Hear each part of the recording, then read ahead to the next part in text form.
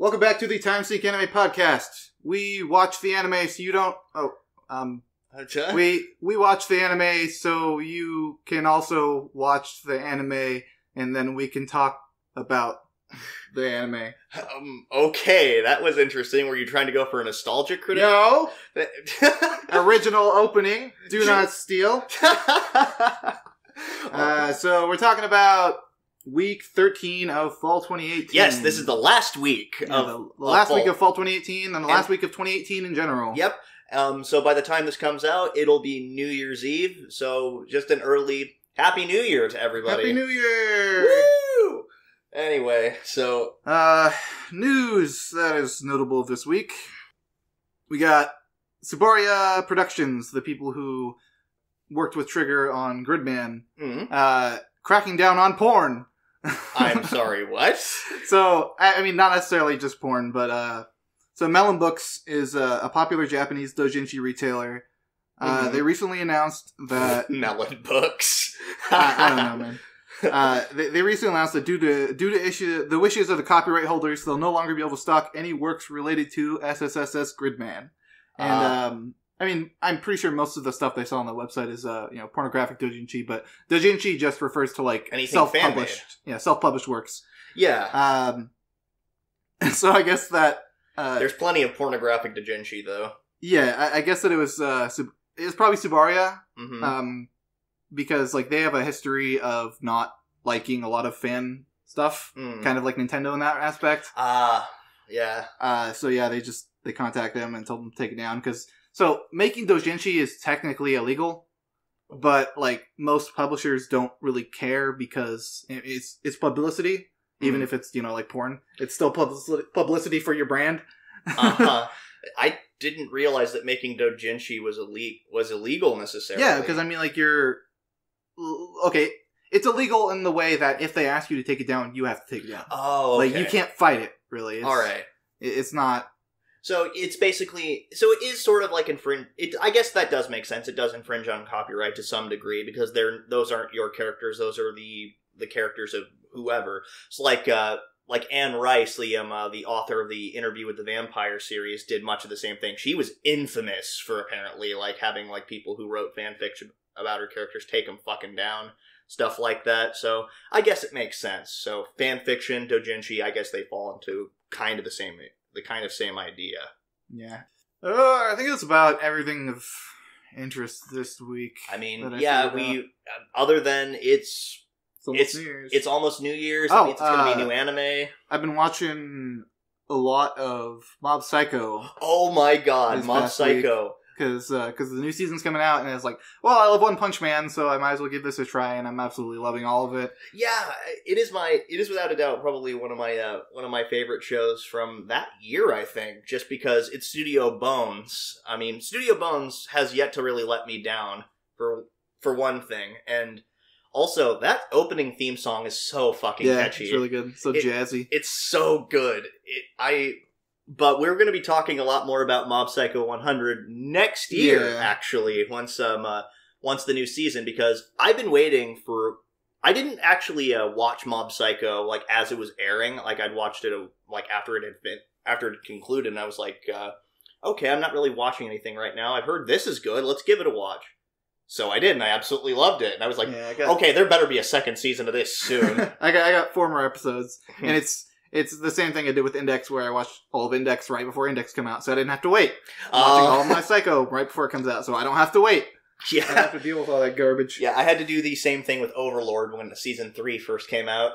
Yeah. But anyway, enough about us rambling about stuff that doesn't matter. Let's get on to the things that do matter. So, first up, this week we're talking about a certain magical index. Alright, so I'd have to say that as far as this season goes, this is the arc that is probably the most enjoyable and easiest to follow. Yeah, agreed. It's my favorite so far. Yeah, the Brexit arc, as some people refer to it as, which is hilarious. So, I learned where they got the Imagine Breaker noise. When in the beginning a train goes by, and it's like, oh, there it is! It's just like, oh crap, it's just a train! They're like, we need new Imagine Breaker noise. Sample it from episode 12 or 13, 12? 13, I think. Yeah, just sample. It's fine. I still I'm still not down with the whole new Imagine Breaker noise. Yeah, I'm never gonna get over it. There are some things that have grown on me as this season has progressed. That is not one of them. I will say this, though. So, apparently, Carissa's knight, as a little bit of clarification, is just called Knight Leader. Yeah, I looked that up. Yeah, I was curious. I was like, I can't just keep saying this guy's name, or just saying I don't know his name. Yeah, just so Knight Leader. Apparently, they're taking a page from Goblin Slayer and just calling him by his title rather than his name. He doesn't have one. But makes sense why I didn't remember it. Yeah, because I don't even think that they referred to him as Knight Leader in that episode. Maybe they did, but... In this episode? No, last episode. Okay. This week they most certainly did. They referred to him as Knight Leader at least twice, 3 times, but anyway, that aside, we also get introduced to the power of bullshit from Cortana. Oh my god. Like her pan-dimensional fragmentation spell. Okay. Now... I actually think it's kind of an interesting idea. It's an interesting concept because Cortana is supposed to be like a symbol of like the borders of the UK. It splits the UK off from the rest of the world. Okay, fine. I get that. And then it basically, like, if you apply it to the whole like idea of like string theory and multiple dimensions, like you cut something down with 3 dimensions, it goes down to 2 dimensions. 2 dimensions, it goes down to 1. Anything above 3 dimensions is like 4th, 5th, up to 12th, I think, is if you believe in string theory. I believe it's 12 dimensions. Then it materializes in this world as a 3-dimensional object. So she can essentially create and destroy things kind of at will. Maybe I'm just too fucking dumb to get this, but it feels like just blah, blah, blah, blah, blah. I have magic. Here's a tornado. Like, alright, that I will say was definitely bizarre, but I thought it was at least an interesting concept for a power. If nothing else, Index is really good at making powers that seem completely asinine, but are also kind of fascinating in a way. Like, I actually liked Cortana, like, after looking at it a second time and thinking about it a little bit, but... I'm not mad or anything. It's certainly, I'll definitely admit, it's certainly confusing. I was watching it the first time, I was like, wait, what? How does that make sense? Mm-hmm. But I actually thought it was a kind of cool power. And the way they deal with it actually was pretty fascinating, too. Yeah. Like, how they had to overload it, essentially. Oh, yeah, the sword itself. Yeah. I like the fight between Aqua and Knight Leader. Oh, yeah. The zero out ability? Yeah, it was... Like, as well as watching them fight, he was saying, like, oh, yeah, I can take anything I recognize as a weapon and cancel the damage. So and he zeroes it out, and it literally turns into like fucking Matrix-style zeros. But Aqua realizes that, and he's like, well, if you have to recognize it as a weapon, then I'll just have to throw out a bunch of weapons at once, and you can't, you can only keep track of so much stuff. So he had this giant sword, which pulled out into a smaller sword, which the sword pops off on a string to go out as a tip, which... Then the giant lance that he beat Toma with pops out, and then that pops off, and he just, like, smacks Knight Leader in the chin with the pommel, knocking him out. It was like the most convoluted way to hit a person, but it does remind me a little bit of the fight with Terra, kind of, actually. Like, with his whole, like, he can only, like, take precedence over one thing at a time. Oh, so yeah. This guy really could only, like, focus on one attack at a time, really.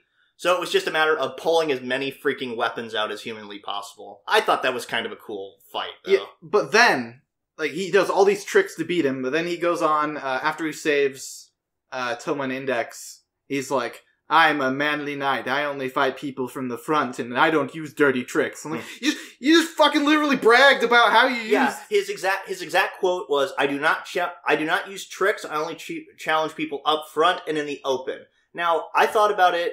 It makes a little sense when we see him, maybe he's referring to challenge people to direct combat and using those kinds of means to win, rather than freaking trying to assassinate them or using, like, subterfuge and stuff like that. It didn't make a lot of sense either, but, again, and maybe I'm giving him too much credit, but I think it means that he really only challenges them to, like, open, like, contests of strength. And maybe, yeah, some trickery, because in combat, you want to try and get an edge on your opponents as much as possible. Yeah, I mean, maybe it's just a... translation thing. Maybe. But it definitely sounded like he's like, I don't use tricks, except for that time I use tricks. Exactly. But at the same time, in just being being a good combatant, you don't want to reveal every single strength you have to your opponent before you fight them. That's always one of the dumbest moves and dumbest tropes in any shonen series ever. I'm going to tell you exactly what my power is for the audience, and then and that'll give my enemy the exact way to be able to beat them. Usually the bad guy. Yeah, exactly. And sometimes it happens to the good guys, but that aside, the rest of this episode was them trying to take a plan to overload Cortana. The way I envisioned it, it took a little bit to explain it at first. Again, I had to go back and yeah, so did I. They're not trying to overload Cortana. Cortana. Yeah, Cortana.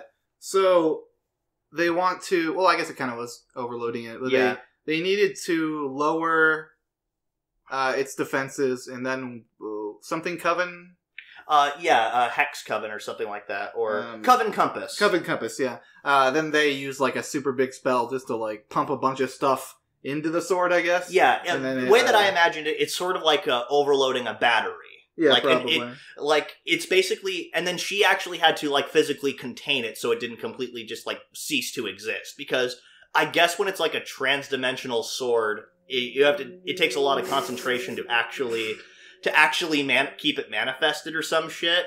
So, I don't know. It certainly took a lot out of Carissa to actually try and keep it there. So I imagine that had something to do with it. Yeah, so it's in a weakened state. She said, I managed to contain it. Yeah, very specific choice of wording there on her part. So the spell was on the train. Yeah. And so okay, this is how it went through in my head. Is so they went down in the tunnels, they activated the spell, and then they made the train go away to make it so they couldn't turn the spell off or something? Yeah, I think so. Because Carissa she's like, get the train back here. Yeah, that's the way I saw it too. That's what it seems like to me. Yeah, so I think like the spell is on the train and they can't turn it off unless they get the train back. Yeah, I imagine so. And the spell is dampening Cortana's strength. Exactly. They had the spell there just in case Cortana goes out of control. Yeah, exactly. So it like dampens it. And then once they damped it, they were able to use the thing to weaken it, and now they're going to send in the clowns. Yeah, send in the goons, send in the Amaxa. And then also, the queen and the first princess show up. Oh yeah, they made it. Yep, they made it. And then she's basically, the queen is like, so, Horsey, do you think you can ride all the way to London for me? Just hang in there a little bit, okay? The horse is into it. Yeah, the horse is fine. Because the queen is awesome. Also, Princess Villian does quite possibly the most useless thing with a pipe I think I've ever seen. Like, she tried to, like, hit the freaking golem with the pipe. She had good form. Yeah, she did. But I was looking at this, I'm like, that's not gonna work. I can tell you right now, that is not gonna work. Yeah, I think she actually did manage to help, because I think that when she was, focusing and channeling some kind of magic, I think it was like, slowing it down, because the golem wasn't, like, punching her. It was, like, kind of, like, trying to force itself to reach towards her. And then also Index also helped. Yeah, and then Toma did the Toma special and made it disintegrate. Mm-hmm. Which, by the way, it looks like when he gets, like, bound up by that thing, at first, it looked like he got attacked by Post-it notes. Like, gray Post-it notes. I mean, it's essentially just a bunch of Post-it notes stuck together. Yeah, it reminds me of that bit from Bruce Almighty. You know the one I'm talking about? Yeah. Yeah, prayer Post-its! So, Toma, one thing I want to point out is that Toma actually asked Misaka for help. That's right. That's right, he did. Which I like seeing that. I get annoyed when Toma was always like the I have to do it by myself because I'm the man kind of thing. Yeah, I'm the man, or I just have to do this. If I can't do this by myself, what good am I? Shit like that. Stuff we've seen a million times. And it's actually funny when he actually calls her, she gets all flustered at first, and then I just imagine her saying, "Composure, Misaka, composure. Hello." It was funny. Like instant tsundere mode. Yeah, instant tsundere mode, and her getting really self-conscious about her tiny boobs. Oh yeah. Yeah. And it's just like everyone in the restaurant has just like they just brought in a bunch of old characters. And like surprise, here they are. Like that Crystal girl or whatever her name was. She was like some kind of weird golem. Yeah, she like doesn't exist, but she does exist. Oh, so it's like dark matter. It doesn't fucking make sense. she was at the finale of the last season. Yeah, I remember that. But yeah, they brought her back temporarily. But the Queen says something interesting at the end. She brings up a British flag at the at a museum somewhere, and a guy named Charles Conder Makes me wonder. Oh, that wasn't the queen. That was Laura. Yeah, Laura. I think it was the other girl, the leader of the. Or I think it's Oriana. Is the blonde-haired chick with the... No, it's Laura. Oh, it is? Yeah, Laura is the leader of Necessarius. That's the... Oh, okay. Okay, yeah, but they bring up... they bring up two things. Like, apparently the British flag at this museum is, like, a magical artifact that's capable of something. Maybe we'll see how that pans out next week. Yeah, I think next week is probably going to be the invasion of the castle. Yeah, or the anti-coup force. Yeah, and probably the conclusion of the Brexit arc. Yeah, Chris is probably going to get defeated, probably through some fuckery involving Toma's Imagine Breaker, because as is the case with this series, punch the sword probably. Yeah, you said it yourself. The show isn't bad, but you do notice that it is formulaic. I said it. I said that's one of my favorite parts of the show is that it's formulaic. It's just like. I can predict what's going to happen, but it's still a lot of fun. It's fun. They play on it. It's in this episode specifically. So after Index wakes up, she's like, "Oh, did you save me?" He's like, "Yeah, that'd be nice if that happened, right?" And he's like, "Oh, you probably came here with another girl you met and you didn't know." He's like, "Yeah, that'd also be nice, right?" Like, I see what you did there. Yeah, that actually is pretty funny. I will say that's a good point. It's sort of like watching No Game, No Life, apparently, what a lot of people said. Like, you kind of know the two main characters are going to win each game. It's just interesting seeing how they get there. Mm-hmm. That's the interesting part to watch, and I guess that's kind of what Index is like for some people. You know that Toma's going to save the day somehow, but it's interesting seeing how he does it. So, next up, Goblin Slayer. I wanted to say, it started off with an interesting bit. We actually get to hear the Goblin Lord's, not King, my correction, the Goblin Lord's inner monologue. That actually was interesting at first. Like, I'll just go back home, I'll reproduce with the prisoners I have there, blah, blah, blah, blah. And then Goblin Slayer just showing up from the trees, that army's just a decoy. Your home is gone. Yeah, makes a little more sense when last episode they're like, he was out slaying goblins. Yeah. Like, oh, he just went out and killed an entire base. Which, I don't think he went by himself. I think Priestess went with him. Probably. Because, like, they were together at that point. So I'm assuming that she went off with him. Of course, we don't know that Priestess is, like, kind of just waiting in the wings at first. Like, we just see Goblin Slayer fighting the Lord by himself, kind of getting his ass kicked. Because, like, he even says so himself, he's not really used to fighting them face-to-face and out in an open field. Yeah, he has an interesting stance. Yeah. Like, he holds his sword out straight and his shield in front of him. Mm.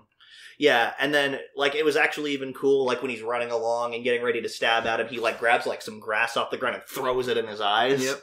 You gotta do what you gotta do. Yeah. To kill goblins. You gotta kill Gobbo somehow, but then he starts to get his ass beat, like, the Goblin Lord is just stepping on his head repeatedly. And then Priestess does something cool by just closing in between two walls of protection. Yeah, I was actually hoping in that scene that Priestess was going to be the one to kill him. Yeah. Just because it's like, oh, this could be her moment to also become a Goblin Slayer. Yeah, I mean, I will say this, like, just her, like, look of, like, sheer determination when she saw, like, when she saw the Lord, like, begging for his life and stuff like that, just saying, I'm sorry, I won't do this again, I'll go back to the forest and live in peace. Obviously trying to wriggle his way out of it, but then she had just, like, that look of, like, solemn determination, just like, I don't believe this, I know exactly where this is gonna go. Yeah, it's because I think she was flashing back to the stories that Goblin Slayer told her about. Mm-hmm. Yeah. About how, like, well, if you leave a baby goblin alive, then they're gonna come back. Like it showed an adventurer, like turn her back on a baby goblin. The baby goblin just comes up, picks up a rock and fucking bashes her in the back of the head. Stuff like that. But a lot of really cool bits, but then, of course, Slayer is the one to finish him off, not Priestess, which was kind of a shame. Although the line was cool, it's just like, I'm the Goblin Slayer. Like, yeah. But then, they did a pretty cool scene when it's, like, flashback to, like, okay, so this is what we're gonna do. Like, for starters, like, they colored everything in gray, except for Goblin Slayer's, like, feathers on his helmet, and also Priestess's eyes and her staff. Everything else was colored in gray. I thought that was just a cool, like, little effect they did. But then it's also revealed, it's like, cast 3 protection walls, just in case. Sorry, I only ended up using 2. That's fine, thanks. Yeah, that was a really big moment for Priestess, because I'm assuming she only had 3 spells. Yeah. Probably. So she could have either cast 3 walls and then not have been able to heal Goblin Slayer. Yeah. But she decided to cast 2 so she could save a healing spell for him. That was pretty cool. Again, I think... And also, like, she usually in the past just kind of did what he told her to. Yeah. Now this was kind of like a bit of agency on her part, just like saying, I'm gonna do what I want to do here. Which, again, pretty cool moment for her. This episode was just good. Yeah, so... Back to the battle, like the big battle. It was really interesting seeing how physically weak Goblin Slayer is in comparison to everybody. Yeah. Because they were fighting Goblin Champions, and that was such a big deal for Goblin Slayer and friends to kill that one. Yeah. It was the one Goblin Champion and army of little goblins. Yeah, didn't they drop the ceiling on him in the end? No. That was the Beholder, I thought. No. I don't remember. Maybe they did. No, yeah, okay, they did. Because the Goblin Slayer... Because, he gouged out his eye, like, or ripped out one of his eyes. And then, they used the ceiling to crush him. That's right. Yeah, it was such a big deal. Such a big, daunting task for them to kill one Goblin Champion. Like, a whole party. But you just see the Paladin and the Warrior guy. They just take it on by themselves. Who reminds me of Guts, by the way, from Berserk. Especially this scene where he's, like, screaming and slashing through the guy. And then what was even cooler was when, like, the little goblin gets ready to stab him in the back, he just freaking, like, backhands it, and that was really cool to watch. And then the spear guy, it was interesting, like, how he was having trouble at first, but then he kind of just was like, alright, calm down, just focus here. Like, because the thing was, like, fighting him with a mace or something. And then the mace swings at him, it, like, barely misses him, and then he just proceeds to, like, walk up his chain and then just spear him in the head. So, took me a while to notice, but the spearman is actually voiced by Yoshitsugu Matsuoka, otherwise known as the voice of Kirito. Oh! I had to pause at this episode, and I was like, I haven't really heard him talk much. Oh, man, I didn't... That's actually kind of cool. This character... I like this character. It was... I was pleased to see that he wasn't just a bag of hot air. Yeah. He also actually had skills behind him. Like, the sorceress was just like, I don't need to help him. He's fine. Like, he'll be fine. Yeah, and it's almost like he just kind of slightly moved, like, out of the way of the mace so that he could, like, start running up the chain. Yeah, he had it all planned out. Yeah, it's sort of like a little bit from Trigun, actually, like in the second episode, when Vash just barely dodges, like, out of the way of a bullet, like, not even really trying, but then he starts panicking, trying to keep up the act that he's a goof. I fucking love Trigun. But anyway, rest of this episode, or at least the majority of this episode, was focused on everybody gets to see Goblin Slayer's face, except us, of course. Oh god. Well, that was until the end of the episode. Yeah. That was like a little part. The majority of the end was just the party itself. Yeah, the party. Like, adventurers, we've got more alcohol! Woo! So Elf, she seems like such a cocky little kid, because, like, whenever she gets a chance to show off in front of a large crowd, she immediately does it. Like, yeah. Because the scene cuts to her just, like, planting her foot on top of the table, holding her drink in the air. It's like, here's 3 cheers to Goblin Slayer. Yeah, that's right. Yeah, and then earlier, like, I think it was last episode or a few episodes ago, where she just jumps down. In the middle of the room. I'll help you. She definitely likes to showboat a little bit, which is still kind of funny to watch. Mm-hmm. And Lizard Man is surprisingly limber. Like, I'd forgotten to mention this, but like... in the fight? Yeah. Like, he just went... That shot was so cool. It was! It just cuts a goblin in like 3 pieces. Yeah, like 3 or 4 pieces. It's just like, okay, I didn't realize that he was that freaking dexterous. Impressive, Lizard Man. Yeah. And then he goes back to eating cheese. Yeah, he's eating his lizard dance. Oh my god! His bone lizard dance on the table. Just like dancing on the table, and everybody's like all about it, like woo! So, general like making merry. This was It was hilarious. It's interesting to note that Farm Girl doesn't see Priestess as a romantic rival at all whatsoever. No. She like sees her as like this little girl, because like she doesn't look concerned that she's like leaning on Goblin Slayer's shoulder or whatever. She just kind of like pulls her in, pets her head, and like, you have fun now. You have fun now, little girl. Yeah, I agree. Like, she's basically telling Goblin Slayer as well, like, don't push her too hard, okay? Mm-hmm. I can kind of see that. it does make me wonder, do you think that Farm Girl actually sees Goblin Slayer's potential romantic interest, or no? Oh, I do, no doubt. Yeah, I agree with that, but it's just kind of interesting because Priestess clearly has a crush on him too. It just kind of makes me wonder, but she doesn't see him as a threat. Kind of makes me wonder, who's he going to end up with in the end, if anybody? Does he even care about shit like that? Doesn't seem like it. I think he probably does, maybe in the back of his head, maybe some minor thoughts. It's not something we've ever been shown anyway. Exactly. But I liked it, though, when he hands off the gold coin for the Goblin Lord, because that was another thing that was pretty funny. It's like, what? We only get 1 gold for killing a Goblin champion? It's like, well, the Lord over there only also cost a gold piece. It was a smart business move of saying, the bonus was you guys getting a gold. Yeah. for every goblin. Yeah. That, again, just everything about this was just really funny, this sort of after party. He just kind of hands her the gold coin while she's sleeping. But then she asks him to take his helmet off as part of her reward. That was such a good payoff. Yeah. That scene. It was just such a good payoff to the whole series. Mm-hmm. Drunk belligerent elf is one of my favorite things about this show. Yeah, Tsundere elf. She's just like, I never seen his face. And just That's starts shoving fair. people out of the way. And then everyone, comes up. And then the last scene is Goblins. Well, the last scene before the credits is you just see a little smile on his face. Yeah, exactly. Which we never saw that in this entire series. And it's nice to see him have a little moment of happiness. Exactly. Because he realized that he's not just this weirdo that everybody hates, which is what he thought. Everyone actually kind of stands up and wants to help him out a little bit. Yeah, I mean, that actually was just a nice little bit of reassurance from Priestess, because he was like, because she asked him, why didn't you just post a quest before? And he's like, well, I couldn't make any guarantees, so I had to rely all on luck, which is kind of hilarious coming from Goblin Slayer, because, he always plans everything out and doesn't leave things to chance mostly. But it kind of makes sense, where his kind of jaded cynicism comes from, but also the sort of, hopeful reassurance we get from Priestess. And then everybody just, looking at him saying, oh, wow, that's the face of a true warrior, and stuff like that. Wow, he's surprisingly handsome, isn't he? Just stuff like that. So there was... Or go ahead.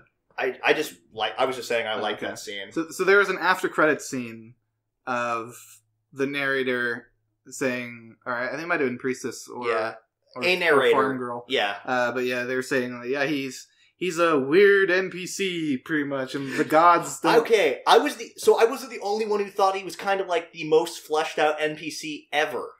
It was either I mean, if I'm looking at it as a DM perspective, it's well, we made a character, but we're not really sure where to go with him. Yeah, I don't think he's ever going to be super important.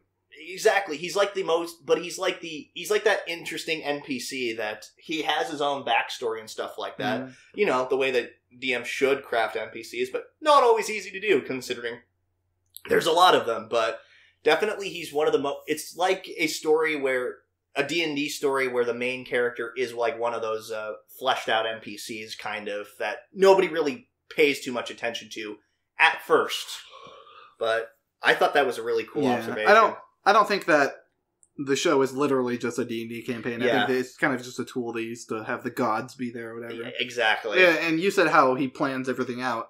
They specifically say, he never lets the gods roll the dice. Yeah, exactly. Which, the use of dice here, apparently in the full version of the intro, I think the song's called Rightfully. Apparently there is a line that is, roll your D20. I'm not even joking. Wow. It's kind of hilarious. But we get the best piece of news here. Yeah. Goblin Slayer will return! Yeah, I'm super hyped for that. Yeah. It probably won't be for at least a year I don't think so either. As soon as it pops up, I'm going to be immediately back on the Goblin Slayer train. Yeah, I had a lot of fun with this series. That's all I really have to say. It was just a good series. It was enjoyable. Anyway. So, next up, we got Golden Kamuy 2, which... Everything's up in the air after this episode. Okay. Yeah, this episode really highlighted just the fact that everybody's motives are never what they seem. Everybody's motives are just so, so complicated, and character motivations are ridiculously complex and why they do things. But all the characters are still memorable in some way, shape, or form. it's interesting. Yeah, all these characters are... I mean, most of the characters are together for circumstance. Yeah. Like, they're only working together at the moment to further their own goals. Yeah. Not counting, like, the 7th, because the 7th are always going to be loyal to... Tsurumi. Unless you're Ogata. Yeah, Ogata is kind of an outlier. Yeah. Hijikata... You know, the people that are following him are gonna keep following him. Yeah, because they're super loyal to him. Which, I mean, I guess that depends on the circumstance as well, because a lot of them are also just the escaped prisoners from Abashiri, and most of them want nothing to do with him. It seems. What do you mean a lot of them? The only one I could think of that's an escaped prisoner is Ushiyama? Ushiyama is one, the doctor lady was another one, the old man that he mentioned. Was the doctor lady a prisoner? Yeah, she was. She was the one who operated the murder house, like when she escaped. Oh, okay, yeah. Yeah. But I get what you're saying. Like, there are still a lot of criminals that... I don't know if all of them are loyal to Hijikata. There's probably going to be some that are just looking out for themselves, though. I'm just thinking of, like, Shinpachi, the other old guy. Yeah, Shinpachi. Tony Anji is another one who I think he pretty much is following Hijikata now. And then Karakura, the jail guy. He's like, I'll follow you. Oh yeah, Karakura. Yeah, like I think most of the people following Hijikata are there because they believe in his dream to form a new country. Yeah, which that actually comes to a head when he goes up against Inudo. Like that was actually a pretty cool. That was such a good fight. Yeah, it was because. The whole limitation of them just being on, like, literally chained to each other and having to basically, like, fight each other off using, like, in such close proximity, that's a really interesting setup for a fight. It's a setup that leaves Inudo in a big advantage. Yeah, exactly. I mean, numbers-wise, he's a lot stronger than Hijikata is, a lot younger. Is he a lot younger? We don't actually know how much. He looks quite a bit younger. Yeah. Like, he doesn't have as many wrinkles. Yeah, I don't know. We really, now that I think about it, we really don't know that much about Warden Inudo. He's got some gray hair, but he looks like his facial features are a lot younger looking. Yeah, it seems like, but he had it seems like he basically wanted to break Hijikata's spirit. That was like his whole reason for keeping him in prison. It was his revenge for, I think Hijikata killed his brother. Yeah. Or his brother died in like service to the original shogunate. Yeah, but he wanted to keep Hijikata until he gave up and broke. Yeah, okay. He didn't want him to die. Yeah, I was a little lost on what Inudo's endgame was actually, but it doesn't matter because he dies. Yeah, he gets his head chopped off. Yeah, which interesting way they did it. Like after Hijikata gets his arm cut, he like lets like a pool of blood like go into his hand, and then he just throws the blood in his face. Yeah, he knew exactly what to say to Inudo to buy time for that. Yeah, he was like picking on his insecurities. He was like, you couldn't kill me. You just wanted your revenge because you couldn't stand that your brother died. Yeah, that was. And as soon as Inudo charges, that's the moment where he's just like, pocket blood. Yeah, pocket blood. Or it reminded me of I think I even said this while we were watching. It reminded me of the Blades of Blood technique from Inuyasha. Like, because anytime he got wounded, he would just like take some of his blood and throw it in their face. So I think that Sugimoto wants when he's talking with Wilk. Yeah, he says, I don't want her to be a killer. I think he wants Ashirpa to have everything that he lost, pretty much. Yeah. He's like, I want her to be in the mountains and hunt deer and make cheetah tap and eat their brains and stuff like that. He doesn't want her to lose that part of him that he's already lost. Yeah, he doesn't exactly, because that's what I was thinking. He just wants a Shirpa to kind of have like that childlike innocence, because that is definitely something that he sees in her that he doesn't have anymore. And and I think that's the thing that scares the ever-loving shit out of him, is that he'll never go back to being the person he was. Like, I mean... It also could be some deep pride of him wanting to live that out, by proxy through a Shirpa. Yeah, exactly. Just the whole why does it have to be her bit, and also just like the pure anger on his face when he says that. Like, just like the facial expressions in the show are usually so good, but here they really capitalized on just how angry Sugimoto was, and just how like uncertain a Shirpa was when she was getting ready to look through the binoculars, which was a cool little directing scene actually, because we get a quick flashback of a little Babby Ashirpa hunting a bear, and her dad being there. I love how she still has the same stink face. Yeah, exactly. As little Babby. Yeah, we don't know how she doesn't look that much younger, but she has to be at least a few years younger. I'm pretty sure she's it was like a 10-year-old or. Yeah, probably like around a 10-year-old compared to now, or I think she's like 15 or 16. Something like that. But yeah, little Babby Ashirpa, she was adorable as ever. But not so much in the next scene. Yeah. Because it was actually interesting when she's looking at her dad's face in that flashback, and then it cuts away, kind of fades out, and you get to see Nobarabo's face, and then you see her crying, and it's like, oh, yup, I just really liked how they edited that scene together. It was really good. So after Ogata shows up and shoots her dad, and she's just shocked. And then after he shoots Sugimoto in the head, she has such a gut-wrenching scream, calling out Sugimoto's name. Oh God, yeah, that was really well done. It was so. I would love to see how they dub that, because I would love to hear Monica Rial give that kind of freaking scream. I want to hear Monica Rial scream. Shut up. Put that on the record. No. All right. But that whole scene, and then just everything after that was just all right, everybody's switching sides and crisscross. What's happening? Yeah, just everything has gotten turncoated, and it's ridiculous how much there is now. You said before you weren't necessarily a big fan of Incarnate. I believe you said that out of I like how her character's written. Yeah, I like the character itself, but personally, I hate her. Yeah. I think she's very greedy, and she puts her motives before everyone else's safety. I agree. I agree with that to an extent, but I don't think she's completely cold and heartless in that regard either. Because she does seem to have legitimate care for Ashirpa and also Tanigaki, which Tanigaki was partly because of circumstance, and she just kind of fell for him eventually. Well, yeah, she does care for people, but she doesn't care as much as she wants to put her own goals forward. And then when she gets stabbed in the stomach, but Kiraranke and Ogata are, I think, the biggest pieces of shit around, because Ogata is ridiculously hard to read what exactly his endgame is. Ogata is... Okay, really quick. Mm-hmm. Or not really quick. Go ahead and say what you have to say, because this is going to be a big thing. Okay. So, Ogata, I think, his whole endgame is he wants to kind of he doesn't want to be the head of, he doesn't want to be the head of the 7th Division, which he is definitely in a position to do. He does not like that. He only really used, Tsurumi's, power and prestige to get revenge on his father and stuff like that. But as far as Tsurumi goes, he doesn't really give a shit. He doesn't really have any loyalty other than really to himself. Okay, so... I did a bit of research, took a lot of notes, and so at the end of Season 2 of Golden Kamuy, we have 3 groups. Uh-huh. We have Kirodanke's group, which is Kirodanke.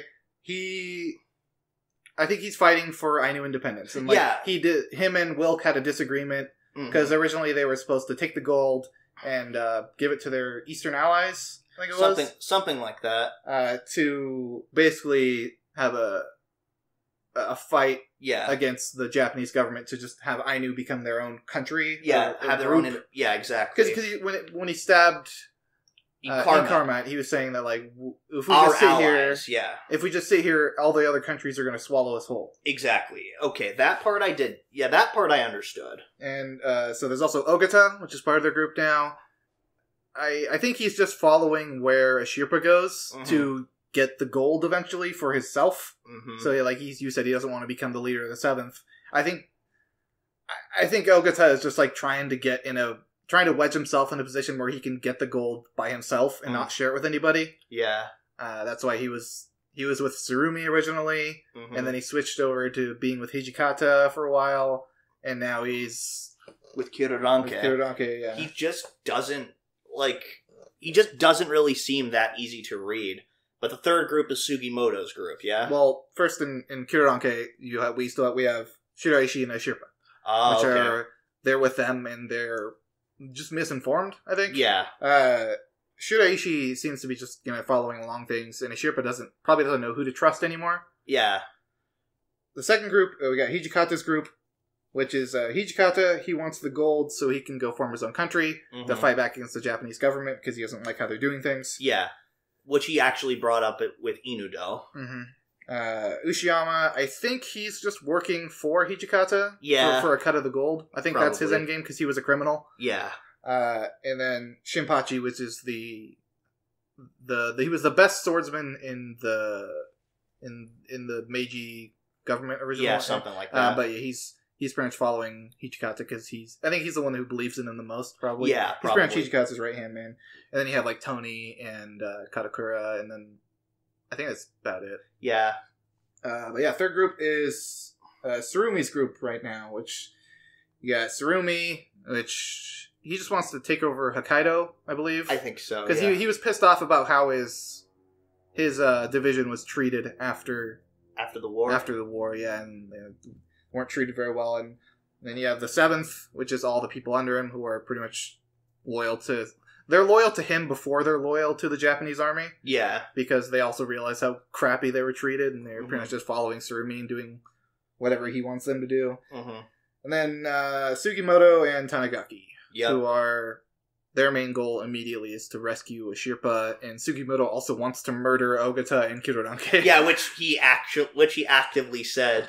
There was actually even a funny little bit because they make a really good point, like because Sugimoto got shot kind of in the head, like he gets winged in the head and now is missing a part of his brain, which Tsurumi is happy to point out. It's like, we're brain damage pals now. But Dr. Lady, whose name I forget, apparently was a doctor who, in her experience with torture, had also performed a lot of like brain surgeries. So creepy. Yeah, she even does like a Silence of the Lambs reference. Just a. Yeah, that had to have been intentional. Yeah, like there's no way, because she's talking about how much she enjoys eating their brains, and then like does that. It's like it's like, you ate a part of my brain, didn't you? Yeah, because she starts going like. She starts like, get a Sherpa, go, go, go! Like, and it's almost like she like inherited that part of his personality or some shit by eating his brain. I thought that was just funny. So yeah, I guess Sugimoto, Tanigaki, Koito and Koito's grandpa, and then some other groups. They're sending. No, that's not his grandpa. That's his dad. His dad? Yeah, Admiral Koito is his dad. Oh yeah, it is. Yeah, it is dad. So they're going ahead of Tsurumi's main force because, as Tsurumi says, we still have some cleanup to do in Abashiri. Yeah, but yeah, they're going ahead, and I like the little like conversation that Admiral Koito has with Sugimoto about like what it means to like serve in the war and stuff like that. The like if I didn't send my own son into danger, then what would I say to the people who died before him, like whose sons did die? He's like, I think Noparabo was the same way. It's a very honorable. Yeah, he's prepared. Like Noparabo doesn't just want a Sherpa to be used. He basically is willing to. He basically is saying to the Ainu, you have to be prepared. I'm willing to send my daughter to die, but you need to be able to do the same. Which we'll never know if that was how he really felt. Yeah, exactly. I think it's definitely an interesting thought. Yeah. And this coming from a guy who probably knows what he's talking about. Exactly. And then we see a Sherpa having a little dream about Sugimoto. Oh yeah, Sugimoto. So I saw a comment on Reddit saying like, Sugimoto communicating a Sherpa with the sheer power of rage. That's great. And then like her waking up, like, and she's holding Shiraishi's hand, and he's like, "What's up, a Sherpa?" She just slaps him in the face, and his face was just, "The fuck did I do?" Everyone smacks Shiraishi. Who cares? Not always with their hands either. The finale of this episode, or the final part of this episode, kicked ass because the line of like a Sherpa and Sugimoto syncing up the lines of like, I'm the immortal Sugimoto. Yeah, he's the immortal Sugimoto. Then the opening kicks in. And it's like, oh, I can't wait for the next season. I hope that I think that they might have caught up with the manga at this point, so there might be a little bit of time before that. I'm not sure, but it's gonna be. I'm in the position where I actually have to wait. Yeah, exactly. It fucking sucks because This is one of my favorite shows. Indeed. All right. So on to one of my favorite shows this season, IRODUKU. I'm going to be honest. I was expecting the ending to be a lot more emotional. It was plenty emotional enough for me. I mean, it was emotional, but at the same time, it was also. I personally felt it was a little bit more restrained than it could have been. Really? I thought it was just really down to earth. Yeah. Okay. I guess is the good. I guess that's what I meant. I was expecting it to be a little bit more dramatic. This was incredibly more down to earth, I guess. Yeah. It hit me pretty hard just because it felt so real. Yeah. Okay, I can see that. I'm not saying that this was bad. I guess at first I was expecting something a little bit more dramatic. A little bit more anime, per se. Yeah, I guess. Sort of like Angel Beats. Mm-hmm. But no, here I actually really enjoyed that it was pretty restrained, just like the little conversations that everybody has with Hitomi before she leaves, which they kind of cue up with like a freaking Persona-ass sound effect every time. Oh, yeah. Like the little social link whenever they finish saying their ding! thing. Yeah, exactly. Watching everyone like just say goodbye to Hitomi just hit me right in the feels because they did such a good job of putting you in everyone's shoes. Mm-hmm. Like I actually felt like I was saying goodbye to an old friend. Exactly. I mean, Sho was basically just trying to say, like, I really liked your photos, which I'm pretty sure he wanted to say I really liked you. Yeah. But he'd already said his piece, and I guess he felt he didn't really need to say it again. So that was nice. Chigusa's was also very Chigusa of him. Yeah, you should smile a lot more. At first, you think you're like, dude, what? No, I thought that was just it actually very was in character. He was being. He was expressing himself in a way that teenage boys express themselves, which is not like they're not. Because if you notice, like all the guys are kind of more reserved about their feelings, while the girls are very upset. Like, obviously upset. No, I think that, I was just thinking that with Chigusa, it started off kind of like, wait, what are you saying? Because everybody was sort of shocked by what he said. But no, he actually gave, like, a pretty nice little piece of advice to Hitomi, just like, if you do smile, there will be a lot more opportunities of photos. Don't waste it. It's actually pretty insightful coming from him, I thought. I thought it was nice. Mm-hmm. It was a surprising bit of insight from a character who's been kind of a goofball. But, and it was, like I said, it was even funny how everyone was shocked after he said that you should smile more, because I'm like, dude, come on. And then Kurumi and Asagi's, especially Asagi's, oh god, it was hard to watch.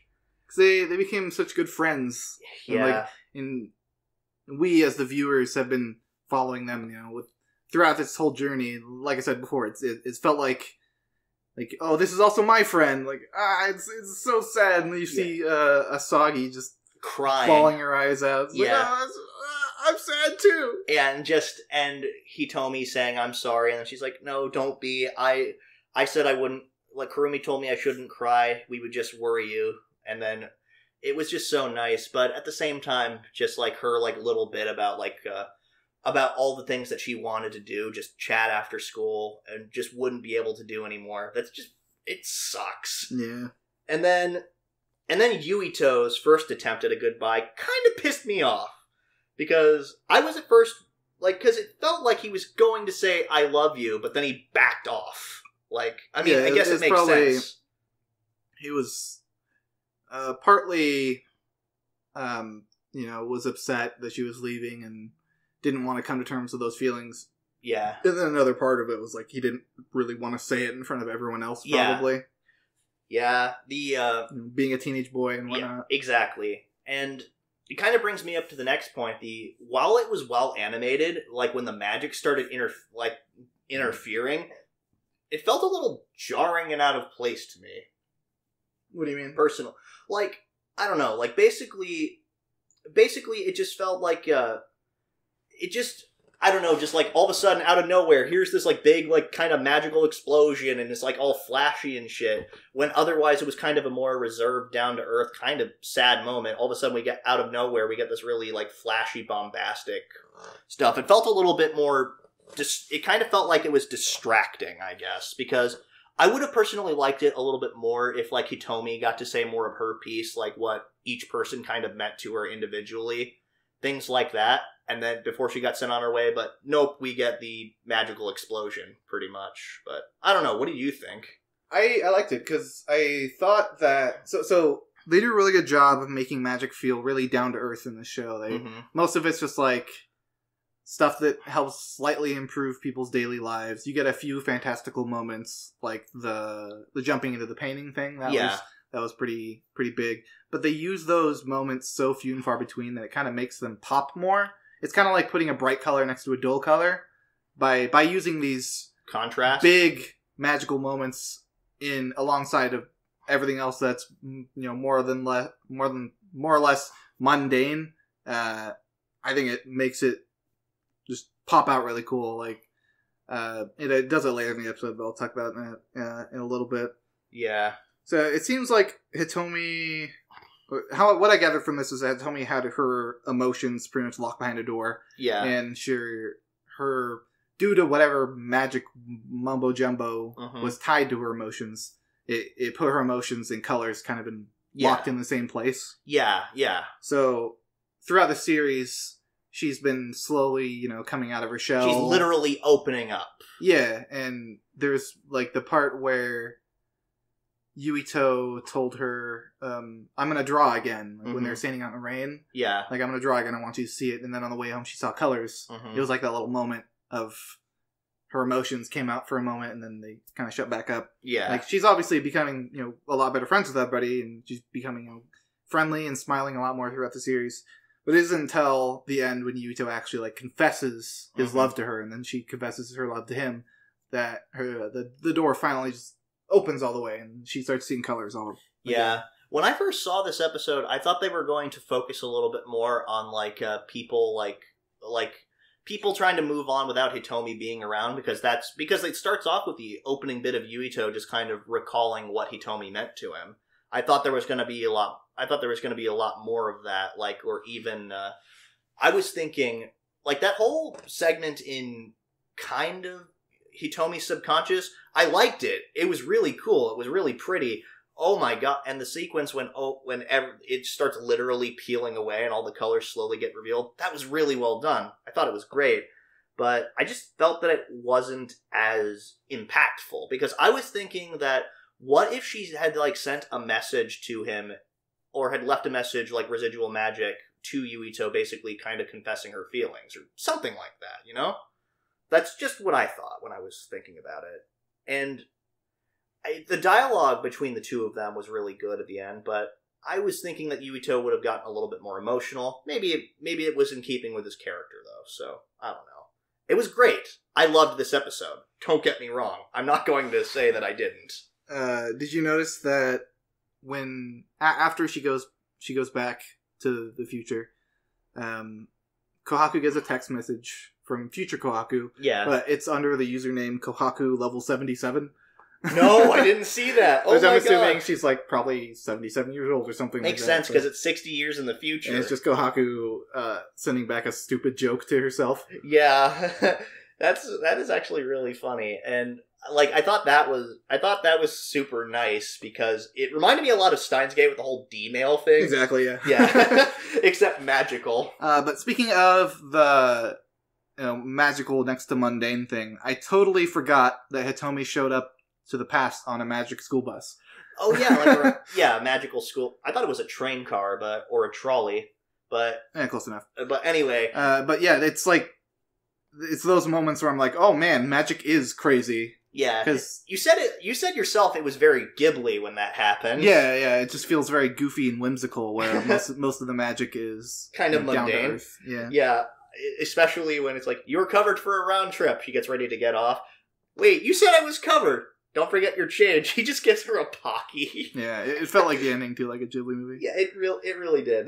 That was a really funny little scene, and I love when she first steps off the bus, everything's kind of in negative at first before it slowly starts to meld into actual colors. It's just really cool.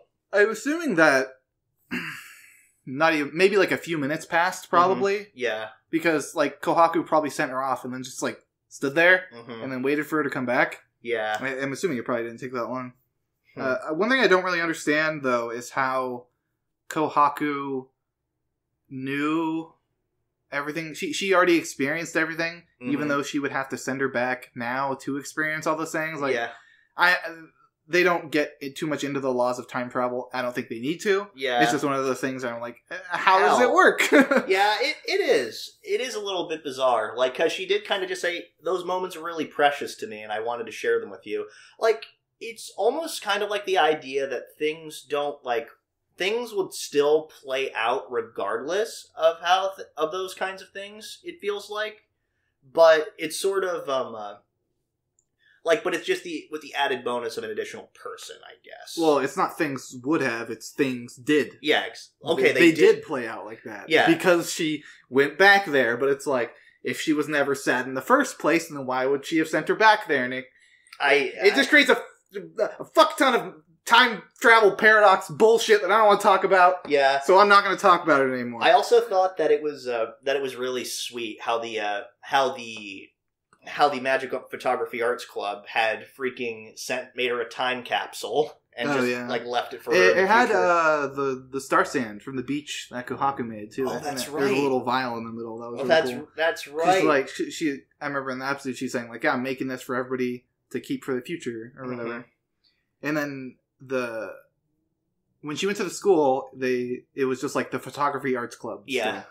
And then it panned away. It panned to her showing them some stuff, and then it panned back to the sign, and it said, the Magic Photography Arts Club. Which, again, since it's probably future technology, they didn't really have to do much, like change the poster or anything. They probably could have just digitally done it. Oh, yeah, because she just, tapped the door, and it just, slid open. Yeah, and then, when it shows, the time spinning around, on her not watch, you see it, go from, 6:44 to, 6:45. I thought that was, again, all these little future details. I'd love to see more of, this future magic world. It'd be interesting. I don't think they're gonna... They don't need to. The story's done. The story's done. I'm just saying, this world is interesting, and we don't need to visit it. It's just a nice little bit of personality to it. My favorite scene in this entire episode, probably in this entire series, though, was the picture book scene. Oh, where she's reading from the picture book, and then you get the narrations of all the different characters about how they grew from Hitomi being in part of their lives. Yeah, and by the way, I freaking called it with the book being made by Aoi. I freaking called it. It was a very sweet story, and I love how all of them, all the people are characterized. Hitomi's a penguin, Asagi's a rabbit, of course. Sho's a dog, Yuito's a bear, Chika's is a cat, and Kohaku's a parrot.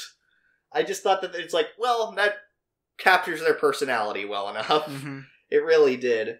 And then, just, again, the intro starts playing us off, and, everybody, it's just a very, nostalgic feeling moment. I was worried about the ending. I thought, I didn't think it was going to happen, but I was a little worried that they were going to make it some kind of magic bullshit where Hitomi didn't have to go back to the future. She was able to stay in the past and live a life out with Yuito and everybody. I was like, that wouldn't have felt as much as a real character moment to me. It feels so much better that there was a bittersweet moment. She was having a lot of fun in the past with all these new friends, but it wasn't something that could last forever. Yeah, exactly. It was something she had to let go of. Exactly. Even though she became a better person, and everyone became a better person because of it. Exactly. It's a nice little story, and like I said, while I felt the ending was a little bit more restrained, I didn't dislike it. I thought that it was a great ending for a great series. It ended just the way it needed to. I'm glad that they didn't do any other oh, but she gets to stay now, stuff like that. That would have really ticked me off. But one last thing. You called it with Ichinagi being her grandpa. Ichinagi being the magic bookshop owner. The one who helped Kohaku make her Star Sand watch. Yeah. Or at least had commissioned it for her. Last week, I was saying, that's got to be the guy. And then we checked. We looked at a picture of him from the last episode when he's young. Mm-hmm. And the picture from this episode where he has the exact same vest on, the exact same shirt, the exact same hairstyle. It's just gray now. Yeah, and I think the only difference is, it's the same style of outfit, it's just different colors. Yeah. Yeah. But, again, my final thoughts, this series was great. The ending, I was expecting it maybe to be a little bit more dramatic, or even but I don't know. It was restrained, which I thought was great, actually. But that's it for me. So, next up is JoJo's Bizarre Adventure Golden Wind. I'm saved by the power of bullshit! Okay. Before we go, like, too in-depth, I'm gonna say, I thought this fight was the kind of the payoff for it was a little bit, lackluster for me. Yeah, this was probably the most This was probably the weakest fight at JoJo. Yeah. I mean, that being said, though, it was still fun to watch. It was still fun, but it was definitely not one of the most impactful, like, fights ever. Like, the way they kind of... a lot of the fun of JoJo's Bizarre Adventure is what bizarre shenanigans, like, they were able to pull to kind of, like, win against the stand puzzle. But... they usually make sense to an extent. They usually make some degree of sense. Like, just for example, going back to, I think it was Stardust Crusader, where they were doing the thing with, like, the coin on the glass in the water, and then he used, like, his stand to mess with the surface tension or something. Yeah. I don't remember exactly what it was, but I remember it making sense to me. Yeah. Here, it really didn't. There was just so many... Like, it feels like, this entire episode feels like Araki kind of wrote himself into a corner and didn't know how to do it, because he set up a lot of really cool things, like, oh, the man in the mirror pulls people into a mirror dimension, Purple Haze is a stand that releases a killer virus. Okay, those are really cool concepts. Crap, how do I actually get myself to resolve this? It feels very much like he was just kind of, like, cobbling the solution together. By the end, definitely, yeah. Eluso makes the classic mistake of not finishing off Fugo. Yeah, not finishing off Fugo, not finishing off Abakio. This is supposed to be the Hitman team, people who fancy themselves are some of the best killers in Passione. This guy is ridiculously incompetent. I'm assuming it's because it's like talking as a free action, so yeah. He immediately is like, oh, they're doing this. Like, I think they should have paced it out a lot more and talked less to make us feel kind of the rush. Like, it's a big rush for him to go get that key before Giorno gets away. Like, I didn't really feel the panic, I guess, from him. Exactly. I mean, the problem, though, was... like, I actually had to go back and, like, look into this a little bit because we find out we both sort of called what Man in the Mirror does, actually. You said they have to be invited in, which they do. He has to invite them in. But the other thing is, yeah, he had to, like, somebody actually has to physically see his reflection in the mirror to get pulled in the first place. So we both kind of called what his ability was last week. Now, I actually had to look into it a little bit when he pulls in the freaking, not Abakio, but Abakio's stand Moody Blues. I was like, wait, how? How does that work? Yeah, I'm still not entirely sure how Moody Blues works. Okay, as far as I can tell, Moody Blues is all about sort of like replaying actions. So as far as I can tell, what Abakio did is he replayed an action of himself grabbing the key, and was able to kind of replicate the appearance of it with Moody Blues, so that Moody Blues looked like him grabbing the key. So when Man in the Mirror pulled him in, he instead thought it was Abakio, but instead pulled in the stand. We never saw him grabbing the key. I don't know. We really don't know. So to me, it looked like he just, like, the best way I can guess is that he switched himself out with his stand at the last minute. Yeah.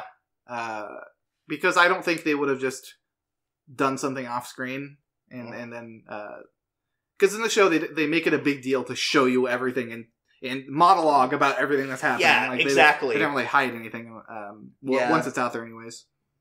But that being said, it was a little more confusing when he got in there as his stand, and then he started beating the shit out of him, but then Eluso was like, now I've got your arm, I'm going to invite half your body in, but I'm going to kick half of your stand out, so neither of them will be able to move. I was kind of confused by that too. It's like, how did they both not die? I mean, I guess it doesn't really harm them. Yeah, he can pull in half a person. They don't die. Like, it's still connected to the outside. It's still fucking weird. Yeah. It once he got, like, connected to his stand, it kind of started making a little bit more sense. Yeah. I loved his creativity of, well, I'll just chop off my hand and grab the key, and then I'll rewind my hand back to when it was around the corner. Yeah. It was interesting. Cool. And then, again, I stand by that Illuso, at least, is one of the most freaking incompetent assassins ever. He definitely seems very dumb. Yeah. Like, it's not like or cocky, I guess is the it's best not word like it's not like Little Feet, who actually had like some kind of like strategy and planning, like, and we got a little bit of insight to how he worked. Here we didn't really have that here. It's just like, okay, here's his power and kind of what he's able to do. We don't really get to see much of how he thinks. Like, Giorno's whole plan was kind of basing on an assumption, I guess, that Illusio was just a sadistic prick. Like, and knew that he wasn't going to kill Abacchio. Like, because what was to stop Illuso from killing Abacchio, then pulling Giorno into the mirror? There was nothing. It was just on an assumption. No.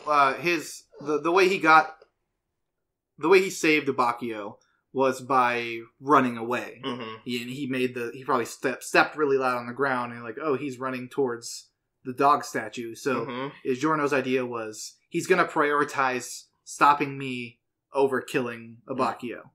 So, like, he probably watched Abacchio go into that room, and then Abacchio got caught. He was probably like, might have been looking, but he wagered that Illuso would go after him instead of sticking around to finish off Abacchio. Yeah, and the gamble paid off. I still think it was like, I guess but that's ultimately what it was. It was a huge freaking gamble. Because, I mean, that's what Giorno's doing this entire series so far. I guess. I mean, it's still just really, it's bizarre to me. I mean, I guess it's fitting because it's bizarre. JoJo's Bizarre Adventure. But anyway, it's just kind of interesting because Illuso goes like on a monologue saying, should I grab Giorno first and then kill Abacchio, or should I kill Abacchio and then grab Giorno? I'm going to because he announces that plan and then proceeds to pull Giorno in. Again, it just felt like okay, I'm clearly going to make the dumbass decision. But I don't know. I guess maybe he was just kind of banking on the fact that he was either really cocky or really sadistic. Both, maybe. But I don't know. But apparently, Giorno was infected with purple haze. Oh yeah, I guess that's something that probably happened off screen. Yeah. Now that I think about it. Yeah, because we never saw him get infected with purple haze. But, like, they usually don't do that in this series. Like, just do stuff off screen. Yeah. Not typically. Well, I don't know about that, because in Stardust Crusaders, with the whole, like in the bit when he's playing a video game against that guy and he's like, are you cheating? Like, in the whole yes, yes, yes, no, no, no thing. And, but it turns out that Joseph is off screen freaking like manipulating the controls with Purple Hermit, or Hermit Purple. Like, oh yeah. It does stuff like that. So I guess, but at the same time, yeah, we've never, like, it doesn't really do that often. But still, Giorno gets infected with purple haze. How the hell did he not die in 30 seconds? It's 30 seconds in anime time. But it's like contextual, because it infected the other guy way faster. Well, I mean, yeah. It was kind of dumb. It's like, wait, what? It's like Dragon Ball Z transformations. Like, what? Like, it's like, oh, he transformed in 30 seconds, but it took 2 episodes. Yeah. And it's like, because it's just so weird. I was expecting it, like, kind of thinking about it, I was expecting him maybe that it was, like, Gold Experience, like, interfering with it, maybe, because what's Gold Experience capable of doing? It's capable of giving things life to the point that it will eventually die. I was thinking maybe I was even thinking that he could do something like that to, like, kill the virus in his system, like, age it quickly and then kill it like that. That would have been interesting. But what they do instead is way more stupid. Yeah. So I liked his idea of turning, because when they were inside and after Luso jumped out, leaving the virus behind, Giorno was like, okay, I'll make this specific snake. This specific kind of snake tracks people's body heat. Yeah. And it chased him down, and that's how they found him and beat him up and gave us our but which we get to find out that Purple Haze doesn't also apparently has Spetsnaz style ballistic knife capsules. Which cool. I was actually like, okay, that's pretty creative. But then they just kind of go into the bullshit territory where he's like, oh yes, I made this snake from a brick that was infected by the virus, and since the snake was born from the virus, it's immune, so... I'll just take its blood from it and inject it into my body, and that will somehow... I would have even been okay if it had been like a bluff that he had done. Like, he'd used gold experience to make it bluff like he got infected by the virus, but he didn't really. Or some shit like that. I don't know. But yeah, it's definitely seemed very hand-wavy. Like, it's like, okay. I'm assuming that him now being immune to Purple Haze's virus is probably going to be relevant in the future. Like, there's going to be a fight where he's using Purple Haze to, poison an area, but Giorno can still go in there because now Giorno's immune to it. Yeah, exactly. Also, he should just do that for everyone on the team, but it's probably not going to happen. Yeah. It's... Like I've said before, JoJo's is usually very good at like sleight of hand and making you just kind of not real and just kind of suspend your disbelief. Here, I had a little bit of a hard time doing that. It's just like, okay, this is just too stupid. Agreed. Yeah, it was kind of dumb. Like, I think that the author Araki was probably focusing less on how it happened, and I think he wants to get to the point where everyone's trusting Giorno. Yeah. Everyone on the team is eventually going to be not necessarily following Giorno, but following Giorno's plans. Yeah, exactly. I mean, they're probably still going to be following Abakio, but Abakio's going to be one. Oh, you mean Bucciarati? Yeah, Bucciarati. Because we actually do learn a little bit about Abakio in this episode, and it's actually hilarious. Like, Abakio's like sole motivation is just that he doesn't want to see Giorno proven right. Like, that's his sole motivation for doing pretty much everything in this episode. He just wants to prove Giorno wrong. And we also find out that he just kind of wants to sort of lays through life as just like a soldier, pretty much, not really having to think about anything, which is why he follows people which is why he follows people like Bucciarati. Yeah, the only time he can be at peace is when he follows somebody he believes is doing right. Yeah, exactly. But I don't know. Like I said, it's still JoJo's. It's still a lot of fun. This episode was definitely, I personally feel like, not one of its stronger ones. Agreed, yeah. Anyway, but on to a show that hasn't had a strong episode for a few weeks, Karakuri Circus. Surprise Tiny Hospital, because we don't want the characters to die. Okay, it would have been interesting if we'd seen, because as we've seen, like, Faceless apparently is like some kind of mechanical genius. Like, because, like, that's a big part of his fighting style. He's capable of, like, disassembling automata really quickly and stuff like that. So, I mean, and he also turned all the Shirogane O's into, like, cyborg creatures. Which, again, that kind of makes some degree of sense.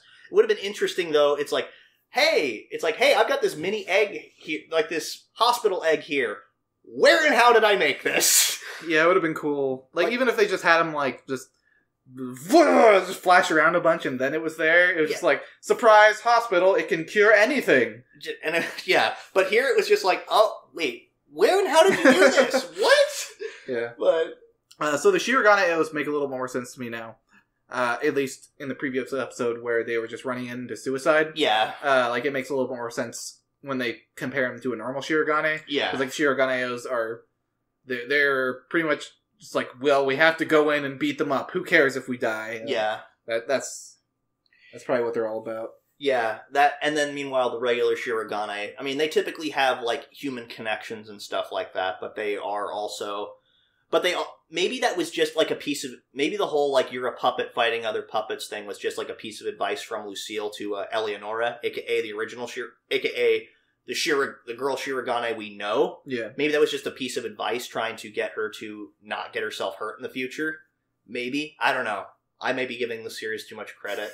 But, like, I thought it was cool that, the Shirogane-Os have night vision eyes. That was cool. Because we get to see, like, the freaking stairs that look like Banshee Boardwalk from Mario Kart. Like, Mario Kart 64 specifically. I thought that was super cool. But then, this would have been like an interesting quandary, like the whole, oh, are the Shiraganes actually like machines, or are the Shiragane-Os more like machines? Like, and why doesn't Narumi appreciate them or like them or anything? This would have been an interesting quandary had we got more time to get introduced to it. It's just going at 10,000 miles an hour. Yeah. Like I said earlier, Faceless, when he fought all the little puppets, was probably my favorite part of the episode. Like, yeah, he just quickly disassembled them. Yeah, he just looks so stylish, like pulling open a jacket with like 50,000 tools in it. Yeah. And then the animation of him like just dashing through all of them, and then he sets just does like a simple like step back onto his heels. Yeah, and then just like a pop automata to piles of gears. Yeah, that was really cool. Like, again, this, like, I would have liked to see Faceless a lot more. Unfortunately, we won't. because in this episode, he freaking dies. Yeah, they finally show off a little bit of it and then kill him immediately. Yeah, you can't just keep killing characters, play sad music, and expect me to be sad every episode. Okay, like, at least in Attack on Titan, the whole, like, anonymity of death thing, like, kind of played a little bit of a plot point. Like, a lot of people died off screen or something, and that was supposed to kind of, like, symbolize, like, just what war was like, though. Like, a lot of people are going to die, and you might recognize them to some extent, but you're not always going to see them die. Yeah, but they tried to make, like, every character's death a big deal in this. And it wasn't. Like, I don't know these characters. Like, when characters actually started dying, like, in Attack on Titan because of, like, bad decisions or something on certain characters' parts, that meant something, because you could actually feel the weight of their actions. You knew the characters. Yeah. I mean, not necessarily all of them. Some of them were just kind of cannon fodder that just died. That's true. But still, the point being, like, here, they're trying to make it feel like, oh, look at all these characters dying. I'm sad. Isn't that sad? I'm sad. Like, Faceless. Are you sad yet? Like, and also, the way that in which Faceless dies is one of the most contrived, asinine ways I think I've ever seen. Like, his whole thing is about disassembling machines and stuff like that. Couldn't he have done something other than just throw himself into the gears? Yeah, like, we saw him take apart, like, 50 puppets in a second. Yeah. Like, I feel like he could have just taken all the gears apart. Like, even melted some of them with that special melting juice he had with him. Like, also, he says, hold out for 5 minutes. Presenting the fastest 5 minutes in fucking anime history. We considered... I think it was like 30 seconds. It was like 40 seconds. Yeah. Like, just, okay, what? Like, we covered like 18 minutes worth of material on like 9, because when they first were fighting, like in that room, like, it's like, a piece of the floor will fall apart every 3 minutes. It's sort of like, that was actually an interesting setup. It was kind of Saw-esque. Like, basically, you have to fight and kill each other, or you're, like, so 2 of you can pass, or all of you are going to die. So, after they stopped all the spikes in that room, why didn't they all just go through the door? Like, the only thing stopping them from going through the door was the threat of death via spikes. But Narumi's like, nah, go on ahead without me. Which, I also want to point out another thing. There were spikes on both sides of the wall, right? Okay. How did Narumi block the spikes in front of him as well as the spikes behind him? So, after watching it through a second time, I mean, it doesn't exactly show it, but they had puppets behind them. They had their puppets out already. So I'm assuming they used their puppets to block the ones behind them, and then Narumi jumped in and blocked all the ones in front. Probably. That's what I'm assuming what happened anyways. Okay, that would make a lot more sense, because the way that I personally saw it, I was like, wait, how the fuck did that work? But yeah, if you look again, you can see that they have giant puppets protecting their backs. Yeah, I guess that makes sense. It was just kind of awkwardly edited or put together or whatever. But yeah, this whole episode was just sort of like everything was in fast forward. Like, we're gonna watch this show for about 3 more weeks. I have emotionally checked out. I'm just gonna enjoy the kick-ass fight scenes. Yeah. Hopefully they have more of those. That's what I'm looking forward to most in the next few episodes. Yeah, again. So, also, the interesting part, like, why isn't Narumi, like, healing? Like, did the spikes get lined with something that slowed down, like, the healing factor of Aquavitae? Oh, I'm assuming that it just doesn't work. It only works so fast. Maybe. Like, you can only heal damage so fast from it. Yeah, I don't know though. This was just it was freaking weird. Also, it provided one of the dumbest explanations, I think, for Zonapha syndrome. It isn't really smoke. Those are actually microscopic automata. Those are actually microscopic insectoid automata. It's like, what? Nanomachines. It's like, what? Fucking Metal Gear Solid, everything's nanomachines. Just what? I would have been able to accept it if it was like some weird alchemical bullshit. Like, because like that had already been set up, like in the automata or products of that. But you're telling me that Yin was able to, or Gene, whatever this fucking name is, was able to produce that many, and every single one of his automata were also able to produce like that many freaking little insectoid automata. Yeah, because Zonapha, he invented it when he was alive.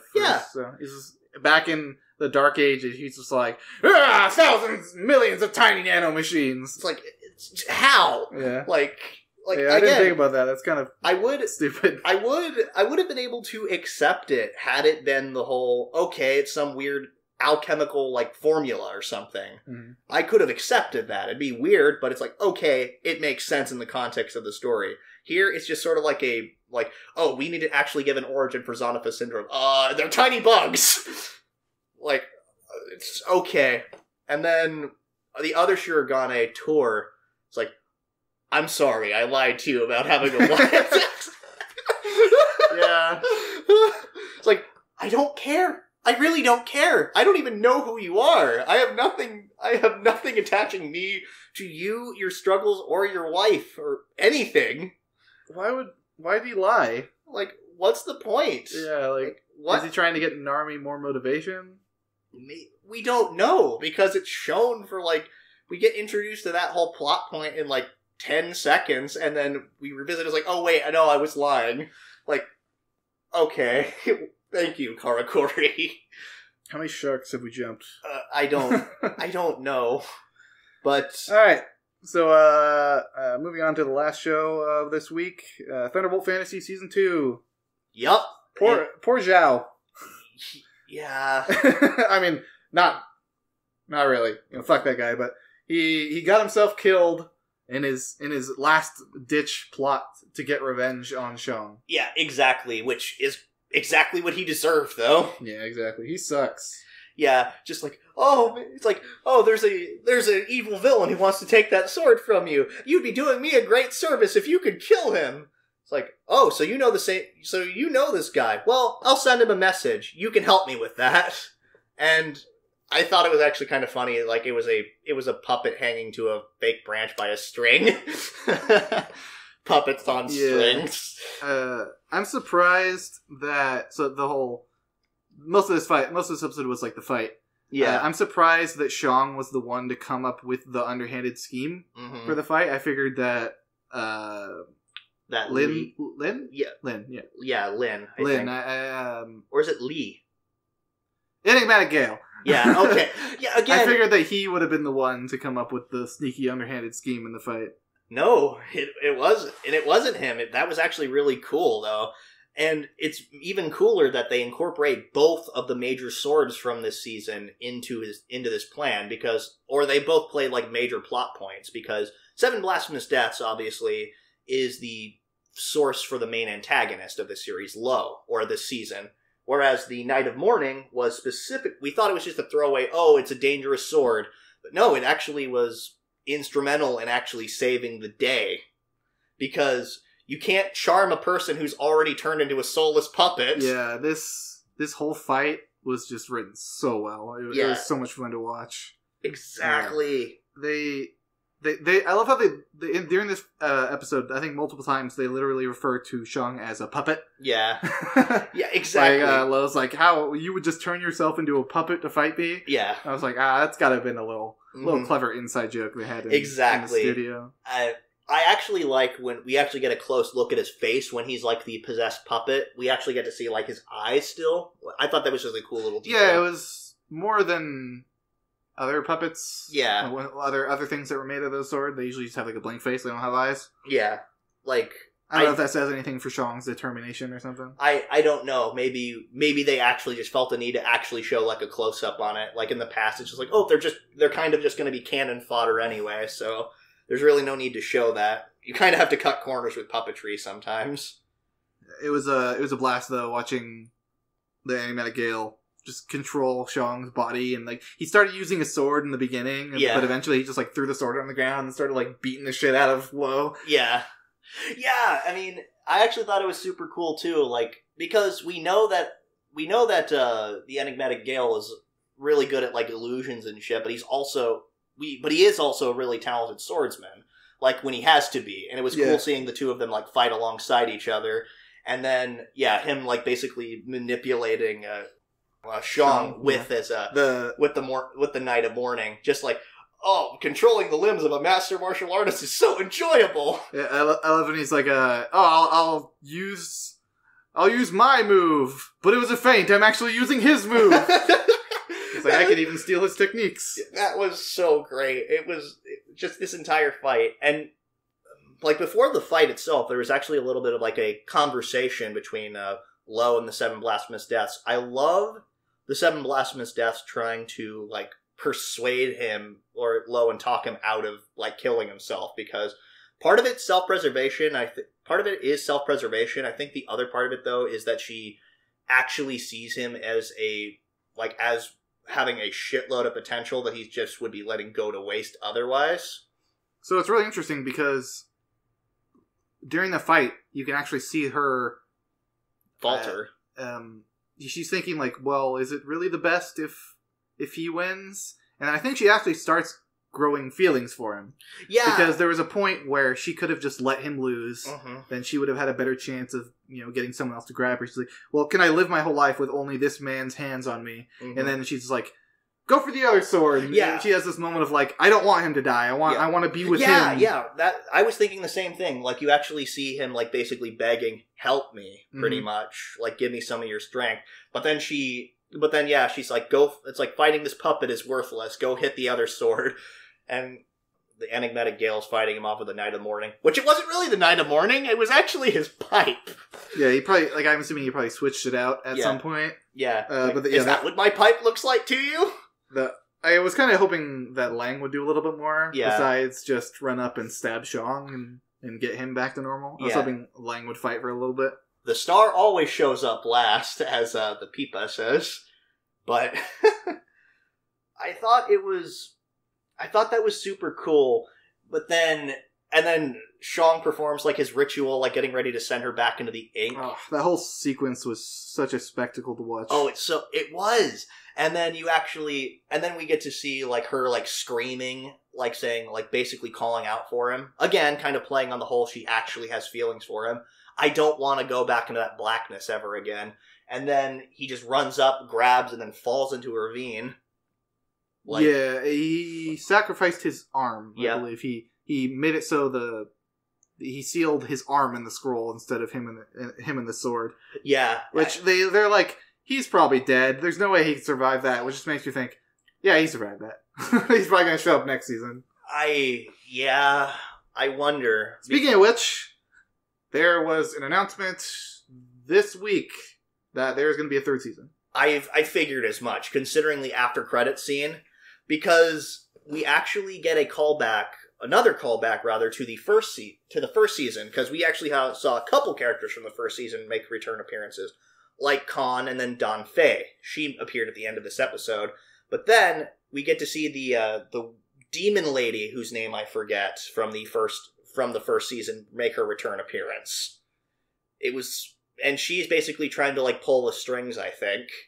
Like, basically, are you ready to align with demons? So, Ji Yunglow's masters are getting ready to align with demons for an assault on Dong Li, it seems. Yeah, maybe we'll get something more of a like world-threatening. Yeah. Because, I mean, like, the stakes in the season were world-threatening, as in, like, if, someone gets a hold of all these swords, then it could spell bad stuff. But it was more like local, kind of small town, I guess. Yeah, kind of a threat. Exactly. Kind of, and the first season was kind of like that too, but it was more about trying to summon an ancient demon god.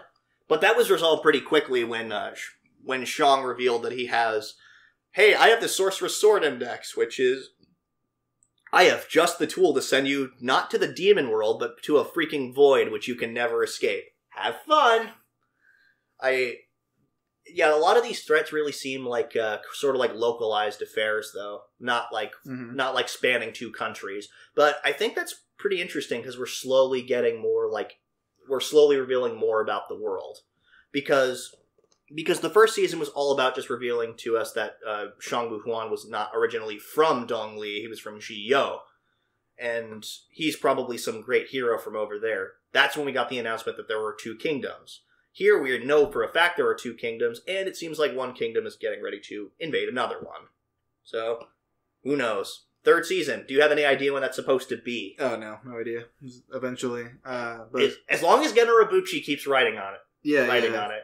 Because... And I want Hiroyuki Sawano and Takanori Nishikawa, the lead singer for Team Revolution. Yeah. I want them back on it because, oh man, did those 2 just absolutely nail it with the one song that was played in the show over a shit ton. Because I've probably said it before, where like they ended the season with just Long talking to his Peepa. Yeah, and he's like, yeah, and the people's like, yeah, you want to belt one out? And yeah, and then they just fucking they go to the credits and start playing the song. Yeah, that was great. And I just never get tired of it. And it plays so like good. Different variations on it too. Like, yeah, but it's still the same song. No, I know.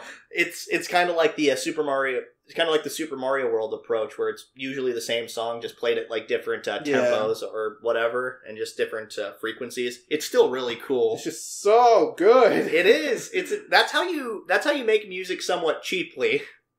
Like, you basically make one piece, but then record it at like different tempos and shit. I don't think Hiroyuki Sawano comes cheap. I guess they're like, we can't afford to have him make a bunch of songs, so let's just make one really good song. Make one really good song that's like kind of played at different tempos and shit. But yeah, that was Thunderbolt Fantasy. Oh man, I really hope a 3rd season comes out soon. It'll probably take a while because what was the gap between the 1st and 2nd? A couple of years, I think. A couple of years? Yeah. Wow. I don't imagine puppetry is pretty easy to do. Oh yeah, I definitely believe it takes a long time to make. I mean, animation usually takes a long time. Imagine how freaking much it would take to construct the sets and actually get the puppeteers to do all that work. So yeah, it'll probably be a while. Yeah, it probably takes a while to write because Gen Urobuchi takes time with his scripts. Like, yeah, he really does. They're really good. Yep. Anyway. So that's going to be it for week 13 of fall 2018, and that's going to be it for fall 2018 or 2018 in general. Yep. We will. It's been a lot of fun this year, guys. In a few days. So last week we originally said like this week. Today we were supposed to be recording our season wrap up, but just the way the season's working, we're going to do probably in a few days. We're going to put out our season wrap up, and then next week is we're going to be talking about the stuff that's carrying over and the first bits of stuff that's coming out for the new year. Yep. So. See you guys next time for our season wrap up, as well as our winter 2019 week 1. Winter 2019. Yeah, it's gonna take a while. It's gonna take a while to get used to that, guys. Anyway, have fun, everybody. Take care of yourselves. Bon Swearno. Bon Swearno. Bon Swearno. Okay, whatever. Bye, guys.